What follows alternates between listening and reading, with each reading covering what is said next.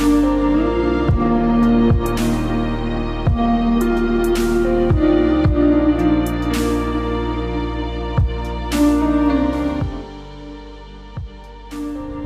की राजनीति के सबसे करिश्माई और लोकप्रिय चेहरों में से एक प्रणब मुखर्जी आज हमारे बीच नहीं है। जमीन से जुड़ा एक आसमानी व्यक्तित्व आज हमारे बीच नहीं है।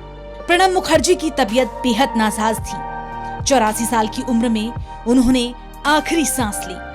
बीते दिनों प्रणब मुखर्जी कोरोना पॉजिटिव पाए गए थे, जबकि फेफड़ों में उनके संक्रमण भी था।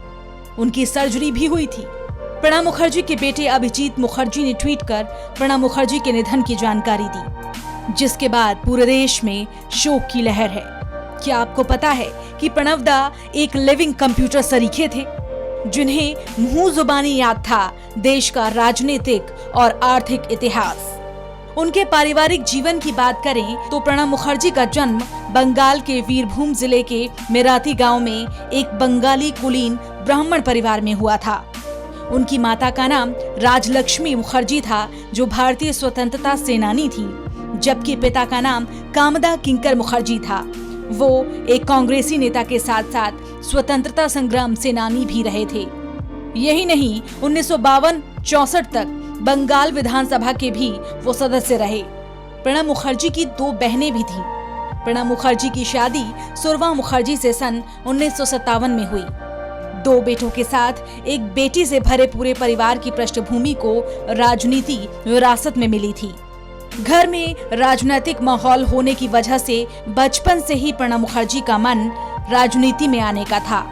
उन्होंने शुरुआती पढ़ाई तो वीरभूम से ही की, लेकिन स्नातक के बाद वो कलकत्ता चले गए। यहाँ उन्होंने कानून की पढ़ाई की। उनके करियर के बारे में बात करें तो अपने करियर की शुरुआत प्रणब मुखर्जी ने पोस्ट एंड टेलीग्राफ ऑफिस से की। यहाँ वो एक क्लर्क का काम किया करते थे। सन 1963 में विद्यानगर कॉलेज में वो राजनीति शास्त्र के प्रोफेसर बन गए। इसके साथ ही देश डाक में पत्रकार के रूप में काम करने लगे। राजनीतिक सफर उनका 1969 में शुरू हुआ, जब वो कांग्रेस के टिकट पर राज्यसभा के सदस्य बने थे। 4 बार वो इस पद के लिए चयनित हुए। वो थोड़े से ही समय में इंदिरा जी के भी चहेते बन गए थे। सन 1973 में इंदिरा जी के कार्यकाल के दौरान वो औद्योगिक विकास मंत्रालय में उपमंत्री बने। 1980 से 1985 तक वो राज्यसभा में सदन के नेता रहे। इसके बाद 1991 से 1996 में प्रणब मुखर्जी को योजना आयोग का उपाध्यक्ष बना दिया गया।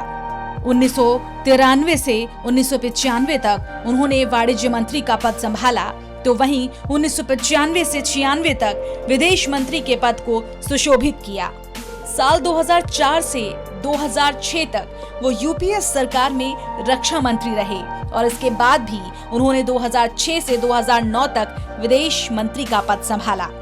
एक बार फिर 2009 से 2012 तक उन्होंने वित्त मंत्री की कमान संभाली। इसके बाद 25 जुलाई 2012 में प्रणब मुखर्जी देश के 13वें राष्ट्रपति बन गए।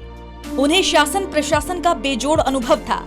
उन्होंने लंबे समय तक देश के लिए आर्थिक नीतियां बनाई जो देश के काम आ रही हैं। उनकी लिखी किताबें, उनका सम्मान ऐसा है जो आपसी मतभेद बुलाकर हर राजनीतिक दल को दिशा निर्देशित करता रहेगा।